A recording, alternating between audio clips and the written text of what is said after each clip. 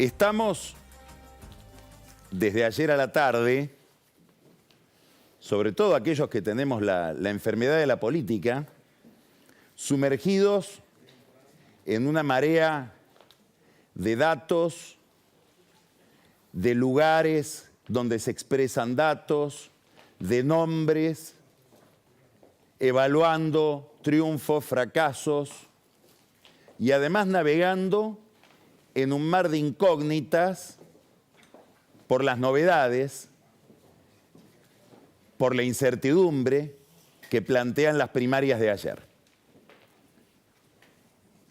En esas circunstancias en las que estamos, conviene retirar el zoom y por un momento mirar, como decían los medievales, que miraba a Dios, sub specie eternitatis, como si fuera desde la eternidad, el paso del tiempo. Se entiende mejor lo que sucedió ayer y lo que está sucediendo en este ciclo en la Argentina si uno recuerda que hace 22 años, es decir, más de 2 décadas, hubo un colapso en la relación entre la ciudadanía y la política. Fue uno de los aspectos de lo que se conoce como la crisis del 2001, que es una crisis que divide aguas, es una crisis que obliga a mirar todo distinto, probablemente como esta que estamos viendo ahora. Una crisis de representación, donde los representados no se ven en el representante, no siente que los representa, como si fueran actores que actúan mal el personaje. En el fondo ese es el rol de los políticos, actuarnos a nosotros, representarnos. Los miramos, o muchos los miran, y no entienden qué están haciendo, no se sienten reflejados. Eso pasó en el 2001 y se expresó en una consigna: que se vayan todos. A partir de ese momento, la sociedad argentina, la política, se dio una estrategia que intentó recomponer ese vínculo roto entre ciudadanos y representantes. A partir de ese proceso surgen 2 nuevos sujetos en la vida pública del país. Dentro del peronismo, el kirchnerismo. Dentro del no peronismo, el macrismo. Son 2 actores que no existían, o existían en el caso del kirchnerismo de manera muy anodina y marginal en la provincia de Santa Cruz, y que en uno y otro campo producen una transformación, producen un cambio, unos en el peronismo, los otros en el no peronismo, obligan a los radicales a ir detrás de Macri y en alguna medida reconectan lo que se había roto, lo que se había desconectado. Amparados, sobre todo el kirchnerismo, en una etapa que va desde 2003 a algún momento del 2012-2013 de bonanza económica que permitió un boom de consumo. Eso produjo una restitución del vínculo entre la gente y la política. Y produjo además un ciclo histórico, probablemente desde el conflicto con el campo hasta hace 2 años, en el cual 2 bloques, kirchnerismo y antikirchnerismo, con el macrismo en el centro, explicaban todo el panorama, explicaban toda la política, cubrían todo. Bueno, lo que está pasando hoy, lo que está pasando en este proceso que estamos viviendo, es que daría la impresión de que ambos sujetos, kirchnerismo detrás de Unión por la Patria, Juntos por el Cambio, están agotados en realizar esa tarea de componer la relación, de restaurar la representación, y volvemos a tener un problema donde los representados no se sienten identificados con esos actores que deben representarnos. Nosotros comentamos varias veces una expresión que capturó un experto en encuestas cualitativas, en reunir gente e indagarla acerca de las ideas que se van formando en su cabeza sobre las políticas. Esa gente en general se quejaba de cómo la estaba pasando, se quejaba del entorno al que tenía que vivir, sobre todo en materia económica, y este experto, sociólogo, en la opinión pública de esas personas respecto de la política, le dice, bueno, ¿y la política?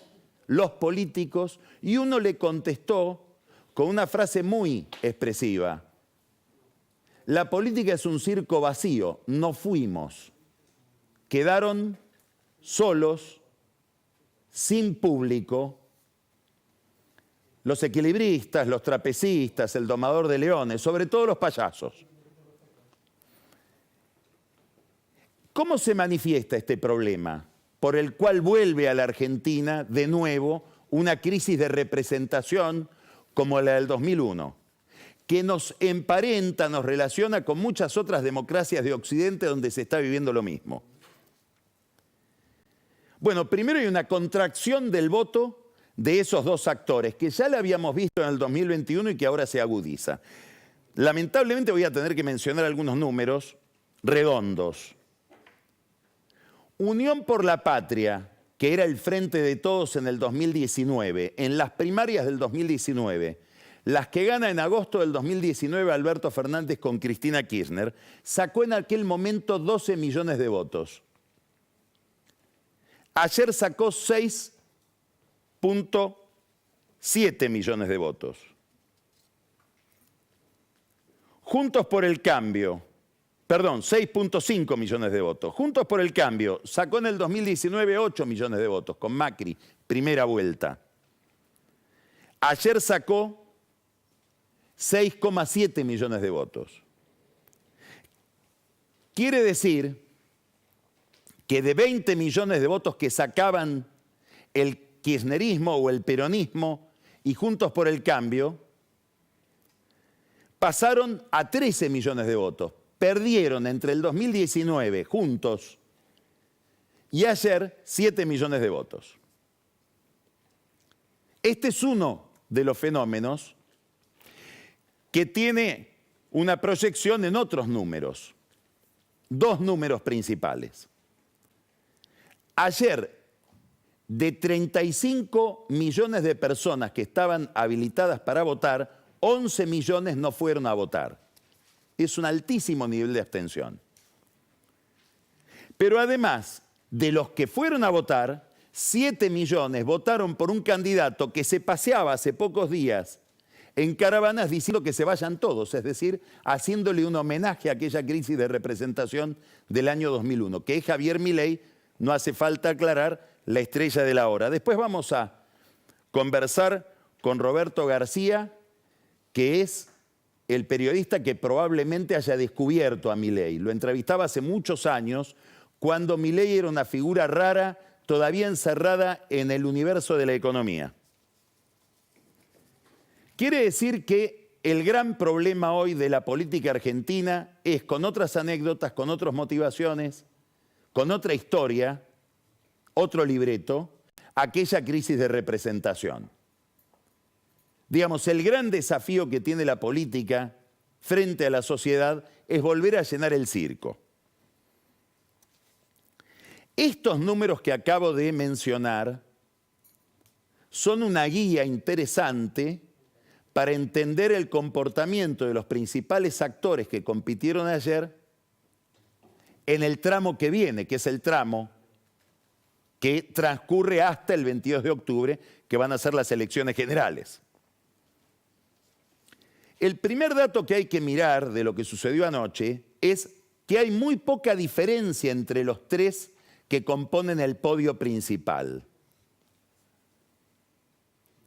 Entre Milei y Juntos por el Cambio en conjunto, es decir, los votos de Patricia Bullrich, más los votos de Rodríguez Larreta, hay 300.000 votos de diferencia. Yo diría solo 300.000 votos de diferencia, lo cual le plantea a Bullrich la expectativa de poder revertir la situación y pasar de segunda a primera, o por lo menos mantenerse como segunda en la elección del 22 de octubre. Ahora Massa también tiene la expectativa de poder revertir su situación de haber salido tercero. ¿Por qué? Porque la diferencia entre Juntos por el Cambio y Unión por la Patria, que es la suma de Massa más Grabois, es de 200.000 votos. ¿Qué miran ellos? No miran los votos del otro. Miran los 11 millones de personas que se abstuvieron.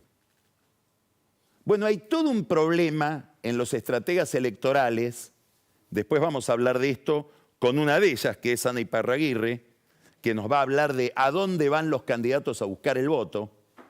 Hay todo un problema hoy en Occidente para desentrañar qué hay en el cerebro de alguien que se abstiene.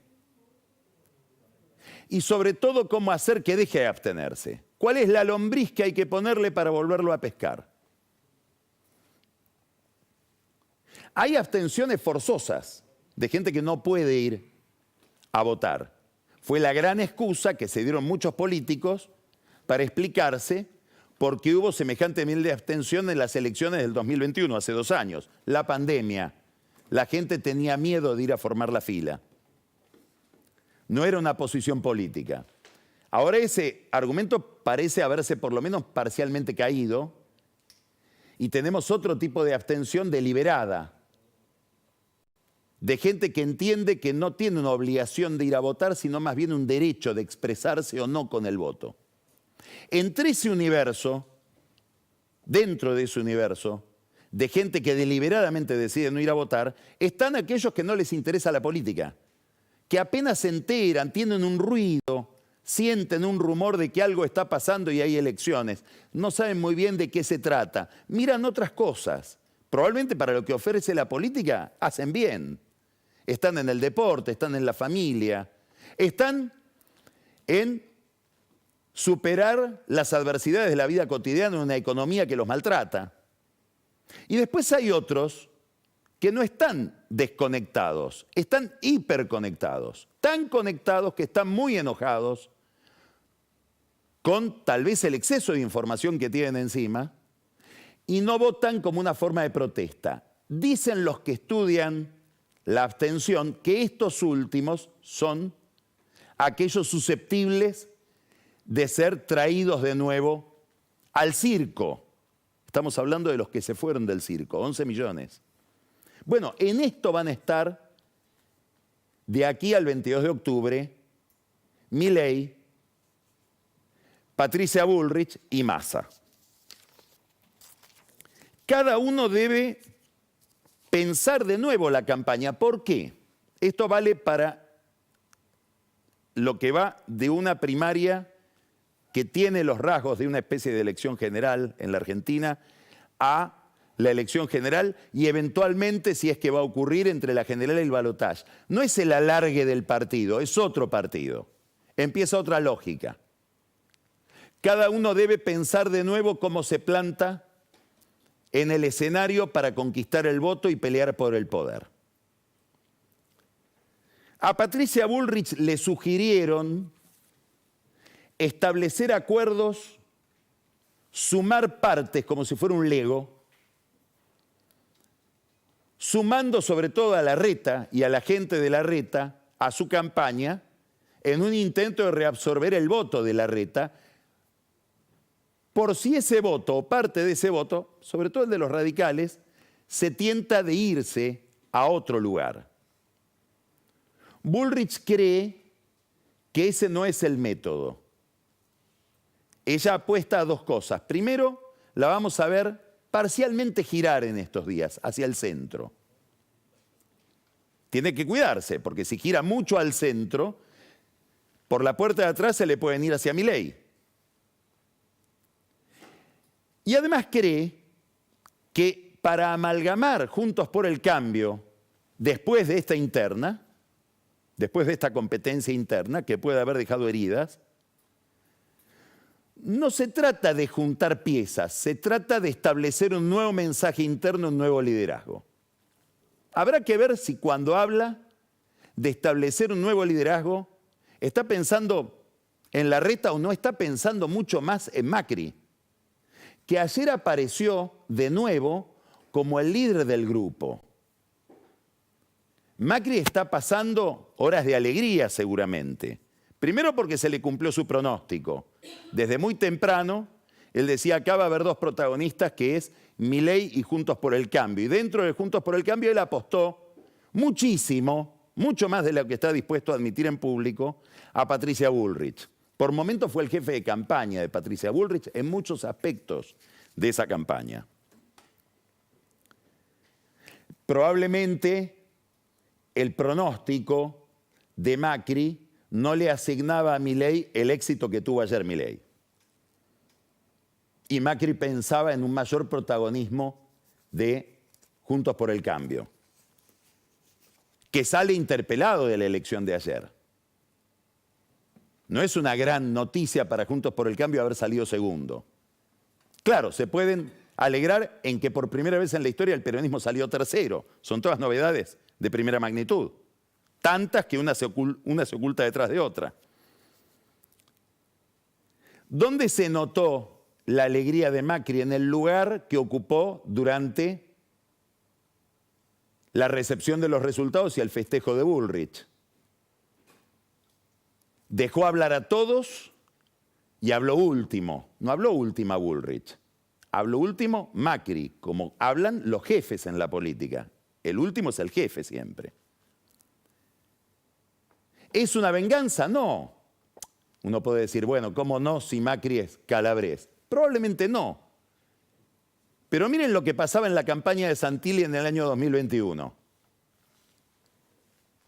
Presentamos el acuerdo, nuestra alianza en Juntos por el Cambio con la coalición cívica, el radicalismo. No le presten atención a Larreta. Presten atención a lo que dice acá abajo el graf. Todo el PRO unido menos Macri. Eso alguien lo hizo escribir, obviamente. Y Macri lo leyó. No solo lo leyó, lo recuerda seguramente. Recuerda que lo bajaban de los actos, que una vez le ocultaron el micrófono.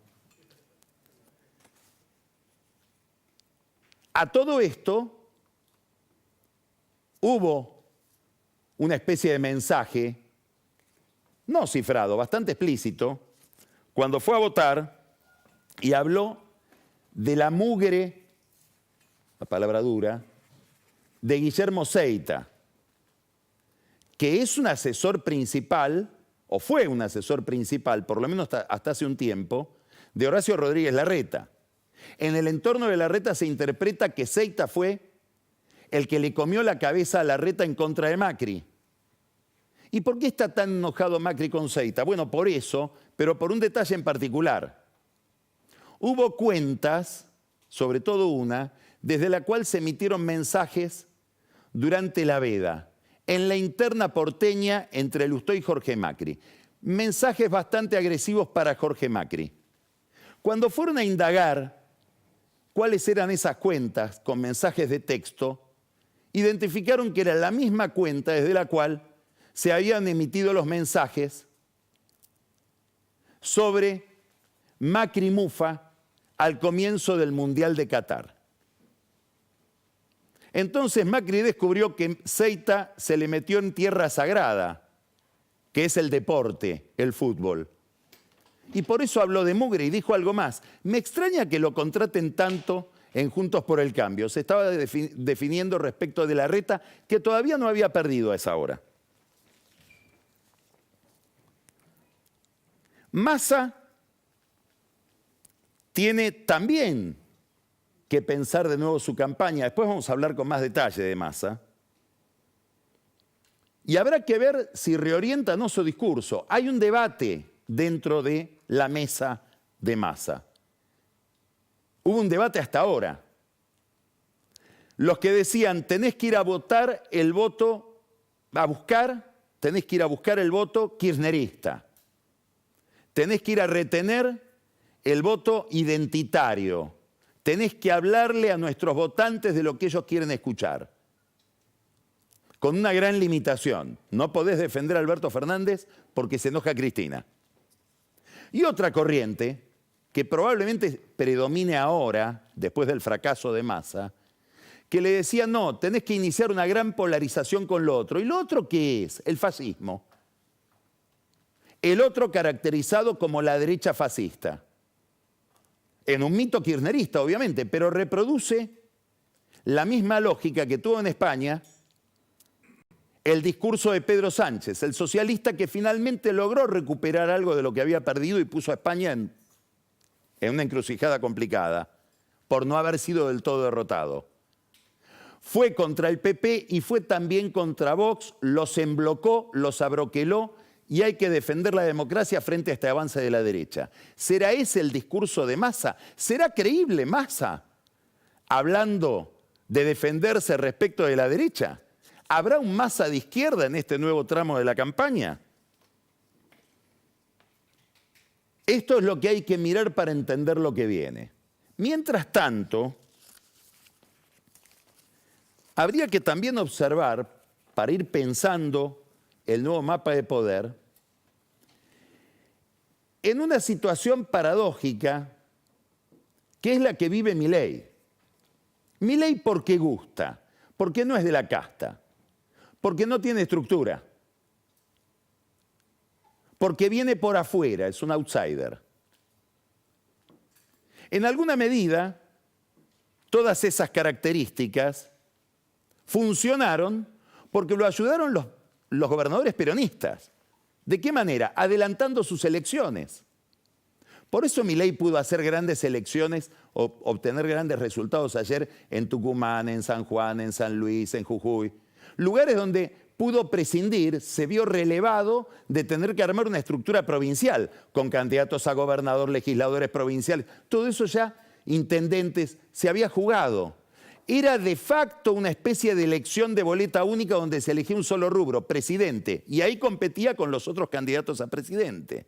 Es decir, en el intento de los caudillos peronistas, 14 del interior, de salvar su ropa, de poner a resguardo su casa y abandonar al PJ nacional y a Massa como cara de ese PJ a su suerte, beneficiaron a Milei porque le dieron una ventaja competitiva.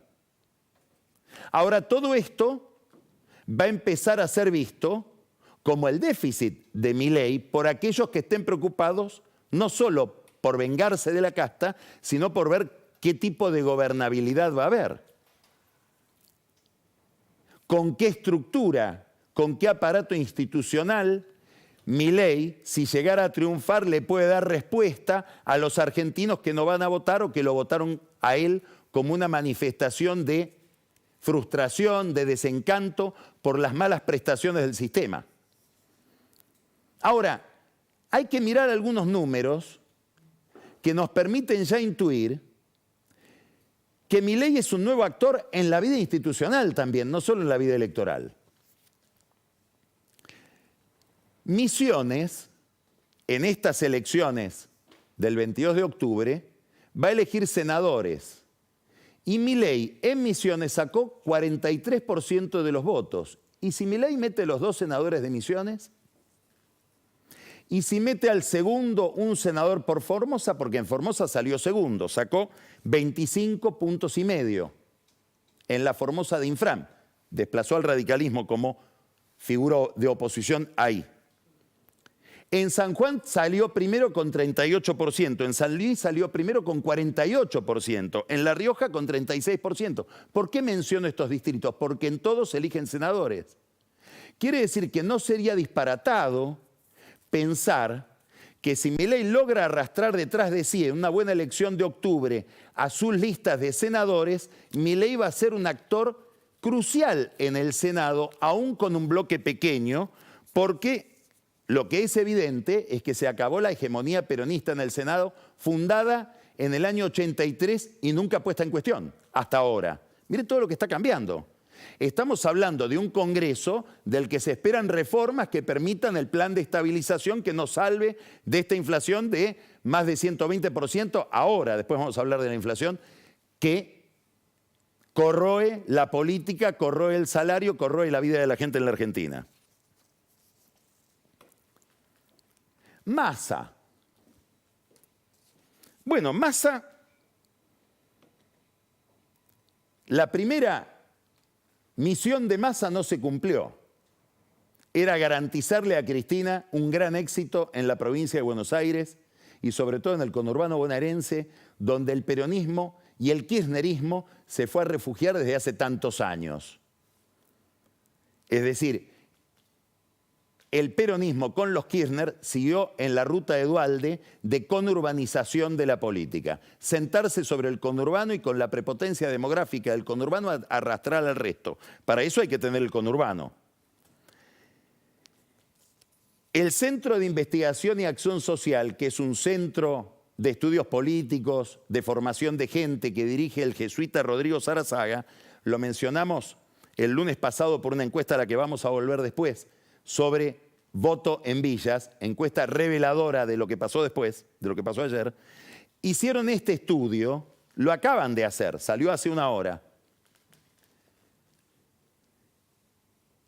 De esto estamos hablando. ¿Cómo le fue al kirchnerismo en el conurbano, en el reino de Cristina? Pasó de 3.800.000 votos a 2.176.000 votos. Miren el bajón. Es 1.700.000 votos, más o menos, 600 y pico. Bueno, este escalón probablemente no la deje dormir a Cristina. Miren esto otro.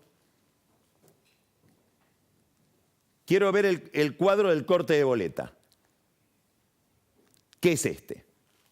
Este cuadro que hace Sarazaga es muy interesante porque nos muestra el voto a presidente, que es esta columna. Estamos hablando de Unión por la Patria, votos que saca Massa ayer en el conurbano, 1.786.000, la columna verde. Votos que sacan los intendentes en el conurbano, casi 2 millones, 1.999.500. Diferencia 212.000 votos a favor de los intendentes en contra de Massa. Le hicieron lo que le hizo a Kirchner en el 2009, cuando Kirchner casi lo agarra a trompadas en el hotel donde recibían los resultados. Es decir, Massa hizo en el 2009 lo que hicieron muchísimos intendentes, a los que el kirchnerismo los había llevado a la derrota después del conflicto con el campo.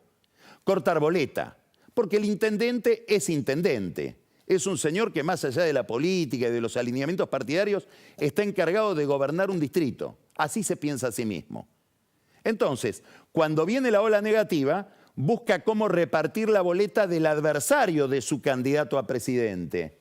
Y cortaban boleta a favor de Bullrich, a favor de Larreta, a favor de Milei.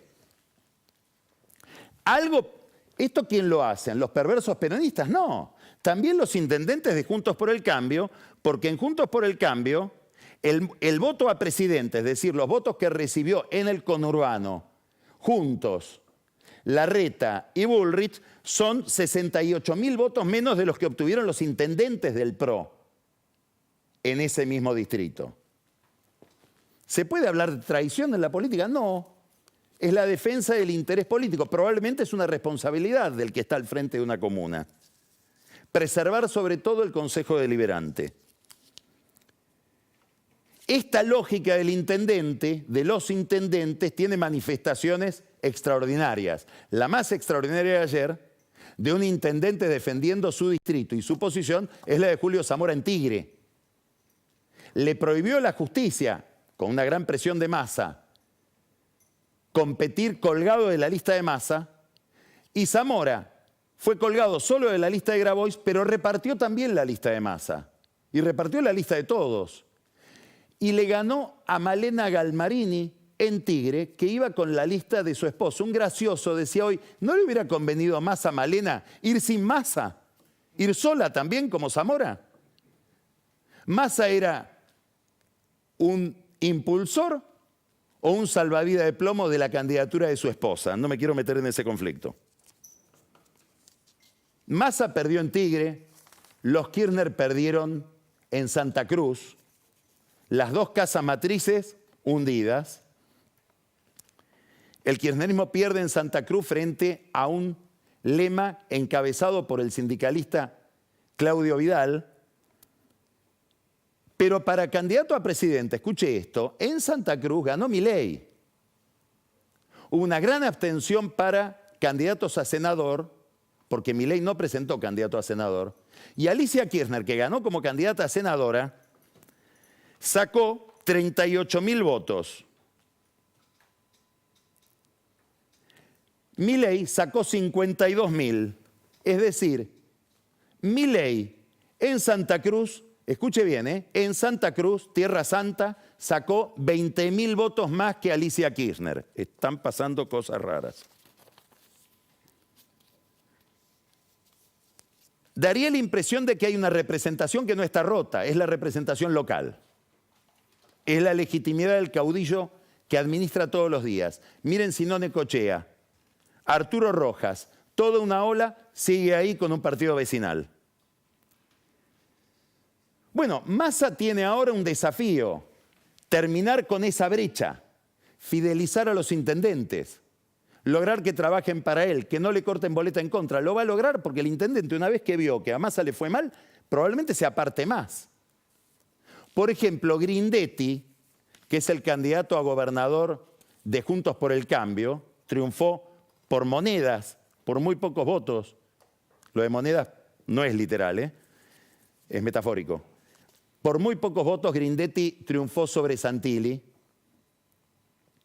Ahora tiene, dicen los que conocen muy bien el entramado bonaerense, un puntero para relacionarse con los intendentes del PJ en el conurbano bonaerense.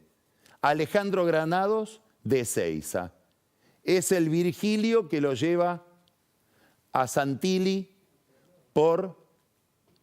a Grindetti por el conurbano, como en la Divina Comedia. ¿Quién es el puente entre los dos?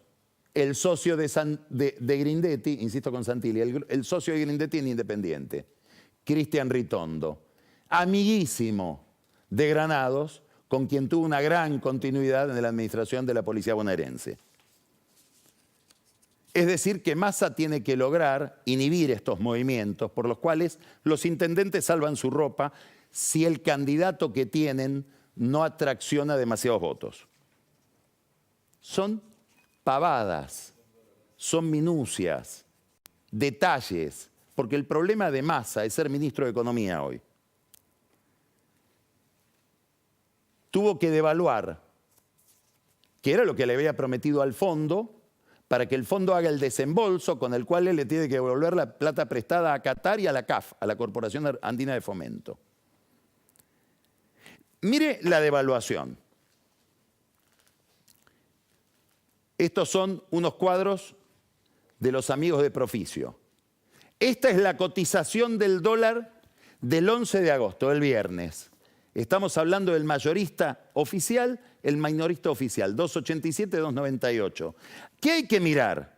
Hay que mirar esta brecha. Es la brecha del contado con liquidación, 91%, es la brecha del dólar MEP, 80%. De lo que se trata es de achicar la brecha, que introduce incentivos a retener dólares y no liquidar, o a apurarse a importar con un dólar más barato. Devalúa Massa. Aparecen estos otros números que son los de hoy. 21,79 el dólar mayorista, 22,45 el minorista. Es lo que se había comprometido con el Fondo Monetario Internacional.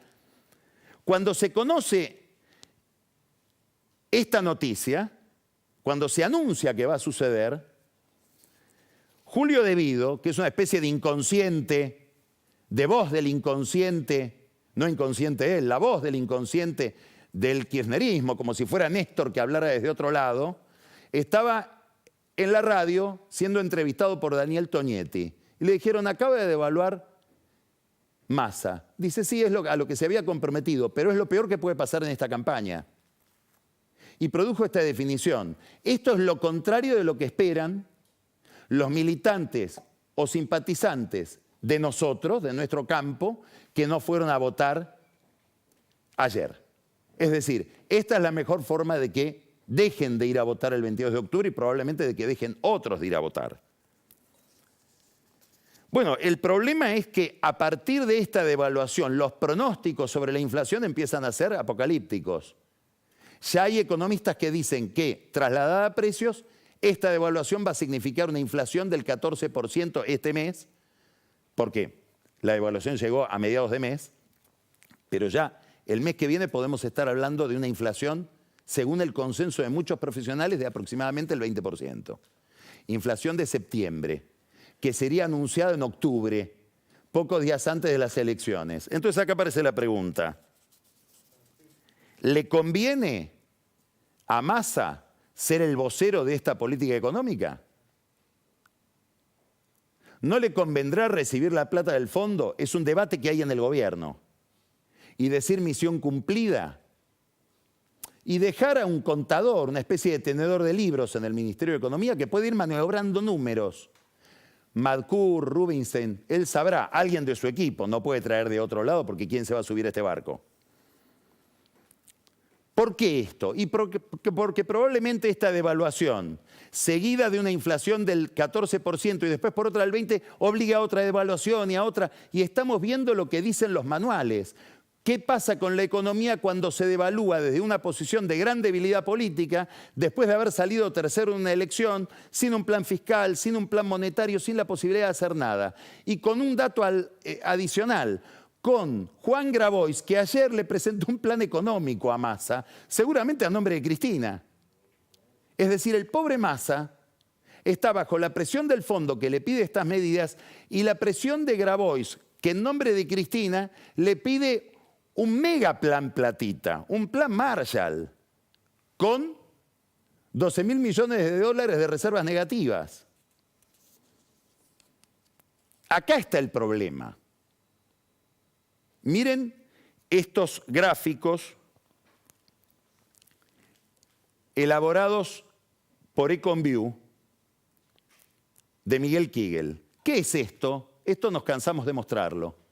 Es el índice de confianza en el gobierno de la Universidad de Itela, que tiene una correlación con el voto oficialista en cada una de las elecciones.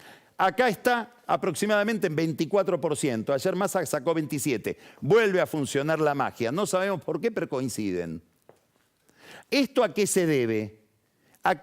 ¿Qué es lo que determina el índice de confianza del gobierno? 1000 cosas. Ahora, hay una que es determinante, que es el poder adquisitivo del salario, el salario real. Entonces vamos a ver los salarios. Esta es la evolución del salario hasta abril del 23, estudiada por EconView según los datos del INDEC. En el sector privado registrado, el salario en blanco se mantiene, son los que están protegidos en el marco de las paritarias, un grupo de privilegiados. El sector público, que también se mantiene dentro de la paritaria oficial, y estos son los informales. Este es el derrumbe. Entonces, ¿qué tenemos que ver de nuevo ahora? Los votos de Unión por la Patria en el conurbano bonaerense. Vamos a volver a ese cuadro, porque ese cuadro es el que hace juego con esta curva. Es el primer cuadro que mostramos.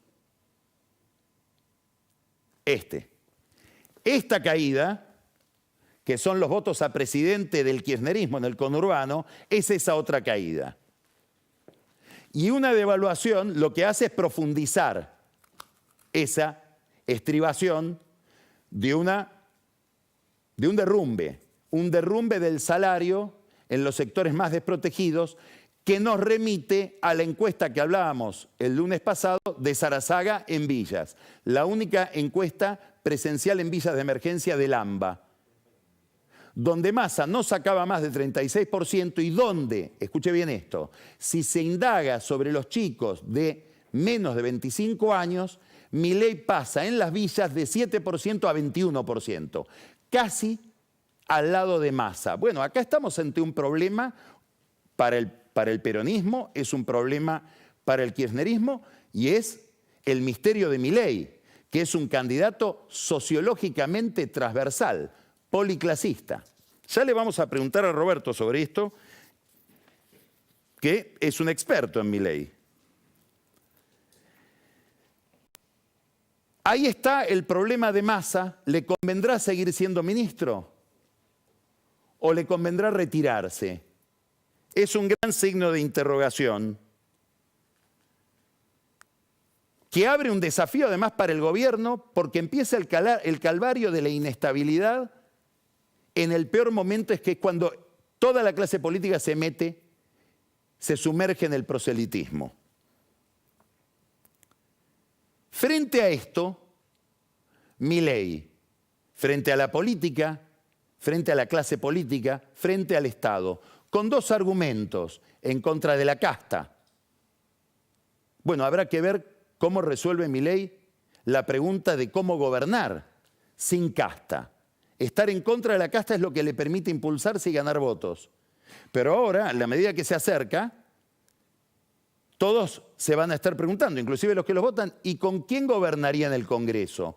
¿Con qué votos produciría las reformas que está prometiendo para reconciliar la política con la gente, para volver a llenar el circo? Mensaje de Milei, de gran efectividad, dolarización. Milei sube con el blue. Está estudiado en las encuestas, correlación perfecta. Cuando se indague un poco más en su plan económico, dado que se lo empieza a ver con verosimilitud como alguien que puede llegar a la presidencia, ¿tendrá la misma consistencia?